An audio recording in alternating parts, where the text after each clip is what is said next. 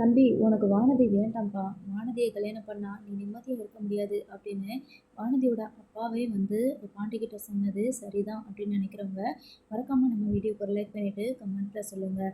இப்போ என்ன பிரச்சனை போயிட்டு இருக்குது, நிலாவுக்கும் சோழனுக்கும் கல்யாணம் பண்ணி வைக்கணும் அப்படிங்கிறது தான். ஸோ ஃபைனலாக அந்த முடிவு எடுத்துடுறாங்க. கல்யாணத்துக்கும் டேட் ஃபிக்ஸ் பண்ணிடுறாங்க. இப்போது வானதி கிட்ட வந்து இந்த விஷயத்த சொல்லணும். ஏற்கனவே வானதிக்கு சுத்தமாக பிடிக்காது நிலாவை. அவங்க போனது ரொம்ப சந்தோஷம் அப்படின்னு சொல்லிட்டு சந்தோஷம் தான் பட்டாங்க. இப்போ மறுபடியும் வந்து அவங்களுக்கு முறைப்படி கல்யாணம் பண்ணி வைக்க போகிறோம் அப்படிங்கிற நினச்சா சொன்னால் கூட கொஞ்சம் தான் அவள் வந்து டென்ஷன் ஆவா. பட் இருந்தாலும் பாண்டி வந்துட்டு இத்தனை நாளாக நிலா அண்ணியோடும் சோழனையும் இவள் தப்பாக தானே பேசிக்கிட்டு இருந்தா. ஏதோ ட்ராமா கல்யாணம், பொம்மை கல்யாணம் அப்படிலாம் சொல்லி அவங்கள கஷ்டப்படுத்திகிட்டே இருந்தால. இன்றைக்கி போய் நம்ம சொல்ல போகிறோம், 2 பேரும் உண்மையாகவே வந்து லவ் பண்ணுறாங்க, 2 பேருக்கும் உண்மையாக கல்யாணம் பண்ணி வைக்க போகிறோன்ற விஷயத்த நான் போய் சொல்ல போகிறேன் அப்படின்னு சொல்லிட்டு கண்டிப்பாக சொல்லணும் அப்படிங்கிறத நினச்சிட்டு இருக்கிறாங்க. அதே மாதிரியே வானதி வரும்போது இந்த விஷயத்தை பற்றி சொல்கிறாங்க. இது என்னடா புதுசாக இருக்குது, அவங்களே கல்யாணம் பண்ணுவாங்களா, அப்புறம் டிவோர்ஸ் பண்ணுவாங்களா, மறுபடியும் இப்போ கல்யாணம் பண்ணுவாங்களா அப்படின்னு சொல்லும்போது, ஆமாம் இவங்க ஆரம்பத்தில் நீ சொன்ன மாதிரி அது ட்ராமா கல்யாணமாக கூட இருக்கலாம். ஆனால் ஒருத்தருக்கு ஒருத்தர் புரிஞ்சுக்கிட்டாங்க. நிலா அன்னைக்கு ஏதாவது ஒன்றுனா சோழன் விட்டு கொடுக்க மாட்டான், சோழனுக்கு ஏதாவது ஒன்றுனா நிலா அண்ணியால் பார்த்துட்டு சும்மா இருக்க முடியாது. அந்த மாதிரி அவங்களோட லவ் தெய்வீக லவ் தான் அப்படின்ற மாதிரி பாண்டி சொல்கிறாங்க. நிலாவை புகழ்ந்து பேசினாலே வானதுக்கு பிடிக்காது, அதனால் கோபிச்சுட்டு அங்கேருந்து போயிடுறாங்க. அவள் எப்பயுமே இப்படி தான் அப்படின்னு சொல்லிட்டு கண்ணன் ப்ரோ கிட்ட வந்து நீங்கள் கல்யாணத்துக்கு வந்துருங்கன்னு சொல்லிட்டு இன்வைட் பண்ணிடுறாரு. அதே மாதிரி தான் நம்ம நடேசன் அப்பாவுக்கும் பயங்கர சந்தோஷம். நடேசன் அப்பா கிட்ட ஏற்கனவே வந்து வம்பிழுத்திருப்பாங்க. என்ன உன் மருமக வீட்டை விட்டு ஓடிட்டா போல இருக்குது அப்படின்ற மாதிரி சொல்லி டீ கடையில் வந்து கிண்டல் பண்ணியிருப்பாங்க. அப்போ தான் நடேசன் அப்பாவுக்கும் நிலா நம்ம சோழன் வந்து தான் விலைக்கு விடுவார். நடேசன் அப்பாவுக்கும் அங்கே டீ கடையில் இருக்கிறவங்களுக்கும் சண்டை வரும். சோழன் தான் வந்து விலைக்கு விடுவார். அதே மாதிரி இப்போது நடேசன் போயிட்டு மறுபடியும் சொல்கிறாரு, என்னடா எல்லாரும் என்னடா சொல்லிக்கிட்டு இருந்தீங்க, என் மருமக வீட்டு விட்டு ஓடி போயிட்டா, அவள் திரும்பி வரமாட்டா அப்படி இப்படின்னு சொல்லிட்டு இருந்தீங்க. நான் தான் சொன்னேன்ல, அவள் அவங்க அப்பா வீட்டுக்கு போயிருக்கா, வந்துருவான்னு சொல்லிட்டு. அதுக்கு முன்னாடி என்னெல்லாம் பேசுனீங்க அப்படின்ற மாதிரி சொல்கிறாங்க. அதுக்கு இல்லையே, நாங்கள் வேறெல்லாம் கேள்விப்பட்டோம், அவங்க விவாகரத்து வாங்கிட்டாங்கன்னு கேள்விப்பட்டோம் அப்படின்ற மாதிரி டீ கடைக்காரர் சொல்ல, உடனே நடேசனை பார்த்துட்டு இப்படிலாம் பேசுவீங்கன்னு தெரியும்டா, அது கண்ணு பட்டதுனால தான் அப்படி ஆயிடுச்சு. ஊரறிய கல்யாணம் பண்ணி வைக்கணும்னு சொல்லி நல்ல நேரம் பார்த்து என் தலைமையில் கல்யாணம் பண்ணி வைக்க போகிறேன்டா. வர வெள்ளிக்கிழமை கல்யாணம் முடிஞ்சால் எல்லாரும் வந்து சேருங்க அப்படின்னு சொல்லிட்டு நம்ம நடேசன் அப்போ சொல்கிறாரு. என்ன இது மருமகளை மறுபடியும் உன் மைனுக்கு கல்யாணம் பண்ணி வைக்க போறியா அப்படின்னு கேட்குறாங்க. ஆமாம், அவங்க கல்யாணம் பண்ண போலீஸ் ஸ்டேஷனில் கல்யாணம் பண்ணாங்க, நேரம் பார்த்து இதெல்லாம் பார்த்தா கல்யாணம் பண்ணாங்க. அவங்களோட வாழ்க்கையில் நல்லா இருக்கணும்னு சொல்லிட்டு நான் தான் சொன்னேன், ஏதோ ஒரு பரிகாரம் பண்ணணும்னு சொல்லிட்டு இப்போது நாங்கள் கல்யாண ஏற்பாடெல்லாம் பண்ணியிருக்கிறோம். 4 நட்சத்திரம்லாம் பார்த்து தான் கல்யாணம் பண்ண போகிறோம். நான் ரிசப்ஷனுக்கு எப்படி எல்லாருக்கும் பிரியாணி போட்டனோ அதே மாதிரி அன்னைக்கும் சாப்பாடு உண்டு, மறக்காமல் வந்துருங்க அப்படின்ற மாதிரி சொல்லிட்டுருக்குறாங்க. சொல்லிட்டு அங்கேருந்து கிளம்புறாங்க. என் வீட்டு விஷயத்தை பார்க்குறத விட இனிமேல் அவன் குடும்பத்து விஷயத்தை பாருங்கடா அப்படின்ற மாதிரி நடேசனப்பா சொல்லிக்கிட்டே சிரிச்சுட்டே அங்கேருந்து வராரு. ஸோ வர்ற வழியில் பார்த்தீங்கன்னா நடேசனப்பாவோட அண்ணனை பார்த்தாரு.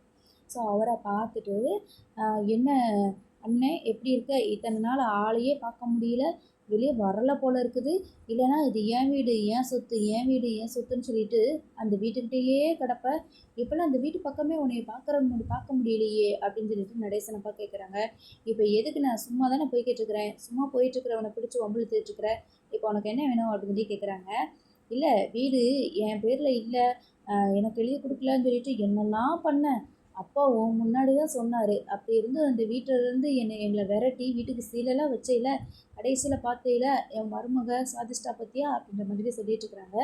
ஆமாம், அதான் கேள்விப்பட்டனே, உன் மருமக வீட்டை விட்டு போயிட்டான்னு சொல்லிட்டு. அவ்வளோ பாடுபட்டு கஷ்டப்பட்டு அந்த வீட்டை வாங்கி கொடுத்த உன் மருமக அந்த வீட்டில் இருக்க முடியாமல் போயிட்டால. என்னதான் இருந்தாலும் அது பொண்ணு தங்காத வீடு தான்டா, நீ என்ன வேணாலும் பண்ணு, அது அப்படித்தான், அந்த வீட்டோட சாபமே அதுதான் அப்படின்ற மாதிரி சொல்லிட்டு இருக்கும்போது நம்ம நடேசனுக்கு வந்து சிரிக்கிறாரு. சிரிச்சுட்டே இருக்கிறாரு. என்னடா சிரிக்கிற, என்ன பண்ணுறது எது பண்ணுறதுன்னு புரியாமல் குழப்பத்தில் போட்டு சிரிச்சுட்டு இருக்கியா அப்படின்ற மாதிரி கேட்குறாங்க. என்னென்ன இன்னும் அப்டேட் ஆகாமல் இருக்கியே, அதான் டிவோர்ஸ் ஆயிடுச்சுன்னு சொல்லி உனக்கு தெரியுது, அதே மாதிரி அவங்களுக்கு கல்யாணம் வைக்க போகிறேன் அது உனக்கு தெரியலையா அப்படின்னு சொல்லி கேட்குறாங்க. என்ன சொல்கிற நீ அப்படின்னு கேட்கும்போது, நான் தான் சொன்னேன்ல அவங்க அவங்க அப்பா வீட்டுக்கு போயிருக்கா, திரும்பவும் வந்துருவான்னு சொல்லிட்டு. என் மருமக எப்பயோ என் வீட்டுக்கு வந்தாச்சு, அது மட்டும் இல்லை, ஊர்க்காரங்களுக்கு எல்லாத்துக்கும் காதில் சொல்கிறது மாதிரி தான், எல்லோரும் பார்க்குற மாதிரி தான் ரிசப்ஷன் வச்சேன். இப்போது நல்ல நேரம் பார்த்து என் மருமகளுக்கு மகனுக்கும் கல்யாணம் பண்ணி வைக்க போகிறேன். முடிஞ்சால் கல்யாணத்துக்கு வந்துரு. வெள்ளிக்கிழமை கல்யாணம். காலையில் 10 மணிக்கு. சாப்பாடெல்லாம் உண்டு. சாப்பாடு இல்லாமலாம் போட்டுற மாட்டேன். ரிசப்ஷனில் எப்படி எல்லாருக்கும் பிரியாணி போட்டனோ அதே மாதிரி சாப்பாடு உண்டு. மறக்காமல் வந்துரு. கோவிலில் வச்சு தான் கல்யாணம் அப்படின்ற மாதிரி சொல்லிட்டு இருப்பாங்க. ஏன்னா பைத்தியமாடா, ஏற்கனவே அவங்களுக்கு கல்யாணம் ஆயிடுச்சு, மறுபடியும் கல்யாணம்னு சொல்லிக்கிட்டு இருக்கிற அப்படின்னு சொல்லும்போது தான் நடேசன் அப்பாவுக்கு வந்துட்டு ஃபோன் வருது. அந்த ஃபோனில் வந்து பார்த்திங்கன்னா பல்லாவரம் வரைக்கும் சவாரி வரணும் அப்படின்ற மாதிரி ஃபோன் வந்ததுன்னு அட்டன் பண்ணி பேசிகிட்டு இருக்காரு. ரொம்ப நேரம்லாம் வெயிட் பண்ண முடியாது, கல்யாண வேலையெல்லாம் இருக்குது, அதனால் உடனே வெயிட்டிங் சார்ஜெலாம் இருந்து வெயிட்டிங்கில் இருக்க முடியாது. வெயிட்டிங்கில் இருந்தோன்னா நீ வேறு வண்டியை பேசிக்கோ, போனோமா சட்டுப்புன்னு சரக்கு ஏற்றிட்டு வந்தோமான்னு இருக்கணும் அப்படின்ற மாதிரி நடேசன் இப்போ பேசிகிட்டு இருக்கிறாங்க. சரின்னு சொல்லிட்டு, எனக்கு சவாரி வந்துடுச்சு, உங்ககிட்ட டீட்டெயிலாக பேசுகிறதுக்கு எனக்கு நேரம் கிடையாது, உங்ககிட்ட இப்போ சொல்கிறேன், வெள்ளிக்கிழமை கல்யாணம், தயவு செஞ்சு வந்து சேரு, உன் அருமை தங்கச்சிக்கிட்டேயும் சொல்லு அப்படின்ற மாதிரி சொல்லிட்டு அங்கேருந்து அவர் கிளம்பி போயிடுறாரு. அதுக்கப்புறமா தான் நிலாவுக்கு வந்துட்டு மனோகரோட இவர் தாஸ் வந்து கால் பண்ணுறாரு. கால் பண்ணிட்டு பேசுகிறாரு. என்னம்மா தங்கச்சி, அப்பாவை அவமானப்படுத்துறதுலே நீ ஃப்ரீயாக இருக்க போல இருக்குது, என்ன செய்து உன் மொத்த குடும்பமும் அப்படின்னு கேட்குறாங்க. இப்போ எதுக்கு தேவையில்லாமல் நீ கால் பண்ணி இப்படி பேசிக்கிட்டு இருக்கிற அப்படின்ற மாதிரி நிலா கேட்கும்போது, அம்மா உனக்கு கல்யாணமாமே, வெள்ளிக்கிழமை கல்யாணம் ஃபிக்ஸ் பண்ணியிருக்காங்களாமே அப்படின்னு சொல்லி கேட்குறாங்க. ஆமாம், வெள்ளிக்கிழமை கல்யாணம் தான், அதான் நான் சொன்னேன் என் அப்பா கிட்ட, சோழனை தான் கல்யாணம் பண்ணிக்க போகிறேன் அப்படின்னு சொல்லிட்டு அப்படின்னு சொல்லும்போது, அப்படியா, அந்த கல்யாணம் எப்படி நடக்குதுன்னு நாங்கள் பார்க்க தானே போகிறோம், அப்போயேன்னு எங்கள் கண்ணில் மண்ணை தூவிட்டு உனக்கு கல்யாணம் ஏற்பாடு பண்ணிட்டு இருக்கும்போது வந்து அசிங்கப்படுத்தினேன், இப்போ மறுபடியும் சென்னையில் வந்து இப்படி அசிங்கப்படுத்துறையில் அப்பாவை நிம்மதியாகவே உன்னால் வாழ விடவே முடியாது இல்லை, அப்பா சொல்கிறத கேட்குறதுக்கு உனக்கு என்னதான் செய்யுது நிலா, எவ்வளோ என்னை மாதிரி தானே உன்னையும் வளர்த்தாங்க, ஏன் நீ மட்டும் இப்படி இருக்க அப்படின்ற மாதிரி சொல்லுவாங்க. இப்போ இதெல்லாம் சொல்கிறதுக்கு தான் எனக்கு ஃபோன் பண்ணியா, உன் அட்வைஸ்லாம் எனக்கு தேவையில்லை, எது நல்லது எது கெட்டதுன்னு எனக்கு நல்லாவே தெரியும் அப்படின்னு சொல்லி சொல்லிட்டு இருக்கும்போது, நீ இப்படிலாம் மாறுவேன்னு கொஞ்சம் கூட எதிர்பார்க்கல, சொன்னாங்க அம்மா, நிறைய சொன்னாங்க, நீ எவ்வளோ விஷயங்கள் பழகியிருக்க, என்னெல்லாம் பண்ணியிருக்கன்னு சொல்லிட்டு எல்லாத்தையும் சொன்னாங்க அப்படின்னு சொல்லிட்டு நிலாக்கிட்ட வந்து தாஸ் வந்து பேசிகிட்டு இருக்கிறாரு. எல்லாம் சொன்னாங்கல்ல, சரி பரவாயில்ல, நான் நல்லா தான் இருக்கிறேன், முடிஞ்சால் கல்யாணத்துக்கு வேணால் வந்து சேரு அப்படின்னு சொல்கிறாங்க. கல்யாணமே நடக்காதுன்னு சொல்லிக்கிட்டு இருக்கிறேன், அப்போ கல்யாணத்துக்கு வந்து சேருன்னு சொல்லிக்கிட்டு இருக்கிறேன் அப்படின்ற மாதிரி நிலாக்கிட்ட வந்து தாசு சொல்லுவாங்க. என்ன, எப்படி கல்யாணம் நடக்காமல் போகும், கண்டிப்பாக கல்யாணம் நடக்கும் அப்படிங்கும்போது, ஐயோ பாவம் நிலா, நீ அந்த சோழனை அந்த ஃப்ராடு கற்பையில் கல்யாணம் பண்ணுறதுக்கு எவ்வளோ ஆர்வம் கட்டுற, உனக்கு ஒன்று தெரியுமா, இந்த கல்யாணம் நடக்காது, அந்த வீட்டில் பெரிய மனுஷன் ஒருத்தர் இருந்தாரே அவர் இல்லை, இப்போ அவர் என்கிட்ட இருக்கிறாரு அப்படின்னு சொல்கிறாங்க. என்ன சொல்கிற நீ, அங்கிள் எதுக்கு உங்ககிட்ட வந்தார், அங்கிள் என்ன பண்ண நீ அப்படின்னு கேட்குறாங்க. ரொம்ப பதறாத நிலா, நீயும் சோழனும் கல்யாணம் பண்ணிக்க கூடாது, அப்படி நீங்கள் கல்யாணம் பண்ணீங்கன்னா உங்களோட கல்யாண பைசா உன் மாமனாரோட பணம் தான் வரும் அப்படின்ற மாதிரி தாஸ் வந்து நம்பிட்டு இருக்காரு. இதை கேட்டுட்டு நிலாவுக்கு பயங்கரமான ஷாக்கு. என்னடா சொல்லிட்டு இருக்கிற, என்ன பண்ண, நீ எதுவுமே பண்ணாத, அவரை எதுவும் பண்ணிடாத, அவர் பாவம், அங்கிளை சும்மா விட்டுரு, அவரெல்லாம் வந்து அவருக்குலாம் எதுவும் தெரியாது, நீ ஏன் அவர் போட்டு இப்படி பண்ணிக்கிட்டு இருக்கிற அப்படின்னு சொல்லிட்டு நிறைய வந்துட்டு நிலா பேசிகிட்டே இருக்கிறாங்க. மனோகரும் தாஸும் சேர்ந்துட்டு, நாங்கள் சொல்கிறது அவ்வளோதான், ரெண்டே விஷயம் மட்டும்தான், ஒன்று நீ சோழனை கல்யாணம் பண்ணணும் அப்படின்னா உன் அங்கிள் உனக்கு இடைய மாட்டார், அவர் வீட்டுக்கு வரணும் அப்படின்னா நீ சோழனை கல்யாணம் பண்ண கூடாது, நாங்கள் சொல்கிறது தான் நீ செய்யணும் அப்படின்ற மாதிரி சொல்லுவாங்க. நிலாவுக்கு என்ன பண்ணுறது அப்படின்னே தெரியாது. லாஸ்ட் வீடியோவில் நம்ம சொன்னது மாதிரி ரொம்ப பதட்டமாக இருப்பாங்க. வீட்டில் இருக்கவங்களது என்ன நிலா ரொம்ப பதட்டமாக இருக்குது, என்னாச்சு அப்படின்னு சொல்லிட்டு வந்து கேட்குறாங்க. சேரண்ணா கேட்டதுமே, இல்லைண்ணே அது வந்து அங்கிள் எங்கே இருக்கிறாரு அப்படின்னு கேட்குறாங்க. ஏன்பா, அவர் சவாரிக்கு போயிருப்பாரு, அதான் அவர் வேணும் இல்லை இல்லை சவாரிக்கு தான் போயிருப்பாரு அப்படின்னு சொல்கிறாங்க. உடனே சோழ வந்துட்டு, என்னாச்சு நிலா, ஏன் ரொம்ப டென்ஷனாக இருக்கிற, ஏன் பதட்டமாக இருக்கிற, எதுவும் பிரச்சனையா அப்படின்னு கேட்குறாங்க. ஆமாம் சோழா, அவருக்கு பிரச்சனை தான், அங்கிள் இப்போ இல்லை இல்லை அப்படின்னு சொல்லி கேட்குறாங்க. ஆமாம், அவருக்கு என்ன, அவருக்கு என்னாச்சு அப்படின்னு சொல்லி கேட்குறாங்க. இல்லை அங்கிள் வந்துட்டு எங்கள் அண்ணன் ஏதோ ஃபோன் போட்டு ஏதோ சொல்லிக்கிட்டு இருக்கிறான் தாஸு, அங்கிளை கடத்தி வச்சுருக்கிறதா சொல்கிறான், நீயும் சோழனும் கல்யாணம் பண்ணிக்கிட்டீங்க அப்படின்னா அவங்க இவரை வந்து பார்க்க முடியாது அப்படி இப்படின்னு சொல்லிட்டு என்னமோ சொல்லிக்கிட்டு இருக்கான், எனக்கு என்னமோ ரொம்ப பயமாக இருக்குது, அதனால தான் கேட்குறேன், இல்லை சும்மா என்னை பயன்படுறதுக்காக இப்படி சொல்கிறான்னு என்னன்னு தெரியல அப்படின்னு சொல்லிட்டு பேசிகிட்டு இருக்கும்போதே நம்ம நிலாவோட செல்லுக்கு ஒரு ஃபோட்டோ வருது. அதில் நடேசனுக்காக கட்டி போட்டிருக்கிறது மாதிரி ஒரு ஃபோட்டோ வந்து அனுப்பி வைக்கிறாங்க. அதுக்கப்புறம் அதை பார்த்துட்டு ரொம்பவே ஷாக் ஆகிடுறாங்க நிலா. அதை நம்ம சேரண்ணக்கிட்டையும் காட்டுறாங்க. இங்கே பாருங்கண்ணே அப்படின்னு சொல்லிட்டு எல்லாருமே வாங்கி பார்க்குறாங்க. இந்த ஆள் எதுக்கு திருவண்ணாமலைக்கு வரைக்கும் போனார் அப்படிங்கும்போது, இல்லை அதுக்கு வாய்ப்பே இருக்காது, திருவண்ணாமலை வரைக்கும் போய் அப்படிலாம் பண்ண மாட்டாங்க, இங்கே தான் எங்கேயாவது இந்த மாதிரி பண்ணிட்டு இருப்பாங்கன்னு நினைக்கிறேன், கடத்தி வச்சுருப்பாங்கன்னு நினைக்கிறேன் அப்படின்ற மாதிரி ஆளாளுக்கு பேசிக்கிட்டு இருக்காங்க. நல்ல வேலை அண்ணி, இப்போ தான் உருப்படியான ஒரு காரியம் நடக்குது, அவர் அப்படியே போகட்டும்னு விட்டுருவோம், பேசாமல் நம்ம கல்யாண வேலைகளை பார்ப்போம் அப்படிங்கிறபோது, சும்மா இருறா பல்லவா, அப்படிலாம் விட முடியாது அப்படின்ட்டு சேரனை சொல்கிறாங்க.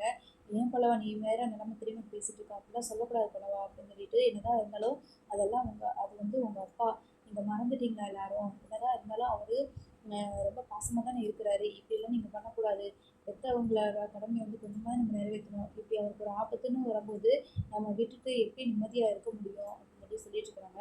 இப்போ என்ன பண்ணுறது, எங்கே கடத்தி வச்சிருக்கான்னு ஒன்றும் புரியலையே அப்படின்ற மாதிரி பேசிட்டு இருக்கிறாங்க. அப்போ தான் சவாரிக்கு போகணும் தானே போயிருப்பாரு, ஏன்னா அவரோட வேணும் இல்லைல்ல, எனக்கு தெரிஞ்ச ஒரு திருவண்ணாமலையில் இருக்க வாய்ப்பு கிடையாது, உங்கள் அண்ணனும் உங்கள் அப்பாவும் இங்கே தான் எங்கேயோ கடத்தி வச்சுருக்காங்கன்னு நினைக்கிறேன் அப்படின்ற மாதிரி சோழன் சொல்கிறாங்க. முதல்ல அப்பா எங்கே போனாருன்னு தெரிஞ்சால் மட்டும்தான் அதை கண்டுபிடிக்க முடியும்னு சொல்லிட்டு நம்ம சேரனும் மற்ற எல்லாருமே ஆளுக்கு ஒரு பக்கம் போயிட்டு தேடிட்டு இருக்கிறாங்க. அப்போ தான் நம்ம நடேசன் அப்பாவோட ஃப்ரெண்ட்ஸ் எல்லாம் இருப்பாங்களே, அந்த சர்க்கிளில் போயிட்டு எல்லாத்தையும் விசாரிச்சுட்டு இருக்கிறாங்க. சோழன் வந்துட்டு டீ கடையில் போய் எல்லாத்தையும் விசாரிச்சுட்டு இருக்கிறாங்க. இப்போ தானே வந்து பேசிட்டு போனால் அப்படி இப்படின்னு சொல்லிட்டு எல்லாமே சொல்லிட்டு இருக்காங்க. அப்போ தான் என்ன என்ன நம்ம நடேசன் அப்பாவோட அண்ணன் வந்துட்டு நடந்து வந்துட்டுருக்குறாங்க. அவங்கக்கிட்ட போயிட்டு சோழன் வந்து நம்ம சேரன் வந்து பேசுகிறாங்க. பெரியப்பா அப்பாவை பார்த்தீங்களா அப்படின்ட்டு கேட்குறாங்க. உங்கள் அப்பா என்ன என் மடிப்பில் வச்சுருக்கேன், அவன் என்ன சின்ன பையனா காணாமல் போகிறதுக்கு, வந்துடுவான் அப்படின்னு சொல்கிறாங்க. இல்லைப்பா, இல்லை பெரியப்பா, அப்பாவை பேசினாங்களா உங்கள்கிட்ட, ஏதாவது சொன்னாங்களா அப்படின்னு கேட்குறாங்க. ஆமாம், சோழனுக்கும் அந்த பொண்ணுக்கும் கல்யாணம் வச்சுருக்கிறான், நான் வெள்ளிக்கிழமை வர சொல்லி என்கிட்ட சொன்னான், என்ன இப்போ அப்படின்னு கேட்குறாங்க. இல்லை பெரியப்பா, அப்பாவையே காணோம், இப்படி கல்யாணத்தை வச்சுட்டு அவர் எங்கே போயிட்டாருன்னு தெரியல, ஃபோன் போட்டு பார்த்தா ஃபோன் சுவிட்ச் ஆஃப்னு வருது, எங்களுக்கு பயமாக இருக்குது, எல்லா இடத்துலையும் தேடி பார்த்துட்டோம் அவருக்கு வரல அப்படின்ற மாதிரி சொல்கிறாங்க. அதுக்கு கொஞ்சம் நேரத்துக்கு முன்னாடி தானே என்கிட்ட பேசிட்டு போனான், எங்கேயாவது தண்ணி அடிச்சுட்டு படுத்து கிடப்பான், அவன் குடியா இருப்பேன், அவனை போய் தேடிக்கிட்டு இருக்கிற, போய் படுப்போ, இப்போ படுத்து தூங்கு, காலையில் போது தெரிஞ்சு அவனே எந்திரிச்சு வந்துடுவான், இவனை போய் தேடிக்கிட்டு இருக்க அப்படின்ற மாதிரி சொல்லிட்டு அவர் அங்கேருந்து கிளம்பி போயிடுறாரு. நம்ம சேரனை வந்துட்டு இவர் எங்கே போய் தேடுவேன், இவர் எங்கே போனாருன்னு தெரிஞ்சாலாவது பார்த்து கண்டுபிடிக்கலாமே அப்படின்ற மாதிரி யோசிச்சுட்டு இருக்கிறாங்க. அதுக்கப்புறமா நடேசனோட அன்னை, அதாவது நம்ம சேரனோட பெரியப்பா சேரனை வந்து பார்க்குறாரு. மறுபடியும் வந்துட்டு என்ன எங்கே போகிறேன்னு சொல்லலையா அப்படின்னு சொல்லி கேட்குறாங்க. இல்லை பெரியப்பா, எங்கே போகிறேன்னு சொல்லலை, ஆனால் இப்போ வந்துடுவார், எப்பயுமே இந்த டயத்துக்குள்ளே வீட்டுக்கு வந்துடுவார், இப்போ எவ்வளோ நேரம் ஆகியும் அவரை காணோம் அப்படின்னு சொல்லி சொல்கிறாங்க. அதுக்கு அவன் என்கிட்ட பேசிகிட்டு இருக்கும்போது அவனுக்கு ஒரு ஃபோன் வந்துச்சு, ஏதோ பல்லாவரத்தில் சவாரி இருக்குது அப்படின்னு சொல்லிட்டு ஏதோ கேள்வி பேசிகிட்டு இருக்கும்போது ஃபோன் வரும்போது நான் கேட்டேன் அப்படின்னு சொல்லி சொல்கிறாங்க. என்ன பெரியப்பா சொல்கிறீங்க அப்படின்னு. ஆமாம், அதான் அப்படி தான் பேசினான், ரொம்ப நேரம்லாம் வெயிட் பண்ண மாட்டேன், உடனே வந்துடணும், எனக்கு கல்யாண வேலைகள் நிறைய கிடக்கு அப்படி இப்படின்னு இன்னமும் பேசிக்கிட்டு இருந்தான், நான் பெருசாக எதுவும் கண்டுக்கல, நான் வீட்டுக்கு போயிட்டேன், அவன் அந்த மாதிரி ஏதாவது சவாரிக்கு தான் போயிருப்பான், ஏதாவது நேரமாக இருக்கும், வந்துடுவான் போங்க அப்படின்னு சொல்லிட்டு இவர் சொல்லி விடவுமே சரின்ட்டு சேரனை வந்து வீட்டுக்கு வர்றாங்க. வீட்டுக்கு வந்துட்டு அந்த மாதிரி அப்பாவுக்கு வந்து சவாரி வந்திருக்குன்னு, பல்லவரம் வரைக்கும் சவாரி வந்திருக்குன்னு சொல்லிட்டு பெரியப்பா சொன்னார், அப்போ அப்பா அங்கே தான் போயிருப்பாரு அப்படின்னு சொல்லி சொல்கிறாங்க. அப்போ இவங்க தான் எதுவும் சவாரி கொடுத்துருப்பாங்களோ, எதுவும் பிரச்சனையாக இருக்குமோ அப்படி இப்படின்னு சொல்லிட்டு பல விதமும் யோசிச்சுட்டு இருக்கிறாங்க. அப்போ நிலா இருந்துட்டு, ஐயோ அங்கிளை எப்படியாவது நம்ம காப்பாற்றி கூட்டிகிட்டு வந்துடணும், கல்யாணம் நடக்கிறது நடக்காதது இன்னொரு விஷயம், ஆனால் அங்கிள் இல்லாமல் கல்யாணம் நடக்கவே கூடாது, அவர் தான் வரணும், எப்படியாவது அவரை தேடி கண்டுபிடிங்க அப்படின்ற மாதிரி சொல்லிட்டு இருப்பாங்க. இப்போ சோழனுக்கு வந்துட்டு முன்னாடி ஒரு பெரிய டாஸ்க் இருக்கிற மாதிரி தான், எப்படியாவது நடேசனுக்காக தேடி கண்டுபிடிச்சி கூட்டிகிட்டு வரணும், இந்த தாச மனோகர்கிட்ட இருந்து கூட்டிகிட்டு வரணும். இப்படி தான் வந்துட்டு அவரோட வண்டி எல்லாத்தையுமே தேடி போகிறாங்க, பல்லாவரத்துக்குள்ள நல்லா போகிறாங்க. அப்போது அங்கேருந்து டீ கடைக்கிட்ட ஒருத்தர்கிட்ட இந்த ஃபோட்டோவை வந்து காட்டுறாங்க, நடேசன் அப்பாவோட ஃபோட்டோவை நம்ம சோழனும் பாண்டியும் காட்டுறாங்க. காட்டும்போது இவர் இப்போ தானே டீ குடிச்சிட்டு கொஞ்ச நேரத்துக்கு முன்னாடி தானே எங்களுக்குள்ள நீங்கள் தான் வண்டி நிப்பாட்டி டீ குடிச்சிடுவாங்க, ஒரு ஃபோன் வந்துச்சு, ஃபோன் வரவும் இந்த பக்கமாக தான் போனார் அப்படின்னு சொல்கிறாங்க. இந்த பக்கமாக தான் போனாரா அப்படின்னு சொல்லிட்டு மறுபடியும் அந்த பக்கம் போய் பார்க்குறாங்க. அங்கே அவரோட வேணு மட்டும்தான் இருக்குது, ஆளை காணோம், ஃபோன் போட்டு பார்த்தாலும் ஃபோன் சுவிட்ச் ஆஃப்னு இருக்குது. அதுக்கப்புறமா எப்படியோ கொஞ்சம் கொஞ்சமாக வந்து ஒருத்தவங்கள்ட்டே விசாரிச்சுட்டு அவங்க வேணும் இங்கே இருந்துச்சுன்னா அப்போ பக்கத்தில் தான் எங்கேயோ இருப்பாங்க அப்படின்னு சொல்லிட்டு, இது எல்லாமே வந்து பழைய ஃபேக்ட்ரி இது எல்லாமே வந்துட்டு பழைய தொழிற்பட்ட மாதிரி இருக்குது, இதுக்குள்ளே வந்து எப்படி இருப்பார், இங்கே என்ன வேலை இருக்கும், எல்லாமே பாழடைஞ்சு கிடக்கிற மாதிரி இருக்குது அப்படின்ற மாதிரி சொல்கிறாங்க. அதானே சவாரி வந்திருக்குன்னா எதுவும் பொருள் எதுவும் காணும், அப்பாவையும் காணும், அவர் ஃபோன் வேறு சுவிட்ச் ஆஃப்னு இருக்குது, அப்போ இதுக்கு இங்கனக்குள்ளே தான் எங்கேயாவது இருக்கணும், இங்கேருந்து திருவண்ணாமலைக்கு கூட்டிகிட்டு போகிறதுக்கு வாய்ப்பே கிடையாது, இப்போ தான் இவரை பார்த்துருக்குறாங்க எல்லாருமேனு, அப்போ இங்கனக்குள்ளே தான் எங்கேயோ வச்சுருக்கணும் அடைச்சி அப்படின்னு சொல்லிட்டு நம்ம சோழன், சேரன், பல்லவன் அப்புறம் பாண்டி எல்லாருமே வந்து தேடுறாங்க. தேடும்போது நம்ம அண்ணாமலை அப்பா வந்து அவரோட துண்டு வந்துட்டு ஒரு இடத்துல கிடக்குது, அவர் எப்பவுமே ஒரு டவல் யூஸ் பண்ணுவார், அந்த துண்டு வந்து ஒரு இடத்துல கிடக்குது. இங்கே பாரு அப்பாவோட துண்டு இங்கே கிடக்குது அப்படின்னு சொல்லியிருக்காங்க. ஏன்னா அவரை பிடிச்சி 2, 3 பேர் சேர்ந்து இழுத்துட்டு போகும்போது அவர் தோளில் போட்டுக்கிற துண்டு வந்து கீழே விழுந்து கிடக்கும். அப்போ இங்கே தான் எங்கேயோ இருக்கிறாருன்னு சொல்லிட்டு தேடி பார்த்துக்கிட்டு இருப்பாங்க. அப்போ தான் வந்து நம்ம நடேசன் அப்பாவை ஒரு சேரில் கட்டி போட்டு வச்சுருப்பாங்க. அவரும் கொஞ்சம் அராதர மயக்க நிலையில் இருப்பாங்க. அங்கே வந்து சுற்றி காவலுக்கு ஆளுகளையும் வச்சுருப்பாங்க. அவங்க எல்லாத்தையும் தாண்டி நடேசன் அப்பாவை மீட்டு கூட்டிகிட்டு போயிட்டு கல்யாணம் பண்ணுறது தான் அடுத்தடுத்த எபிசோடில் காட்டுவாங்க. நம்ம தொடர்ந்து பார்ப்போம் அடுத்து என்ன நடக்குதுன்னு. தேங்க்ஸ் ஃபார் வாட்சிங்.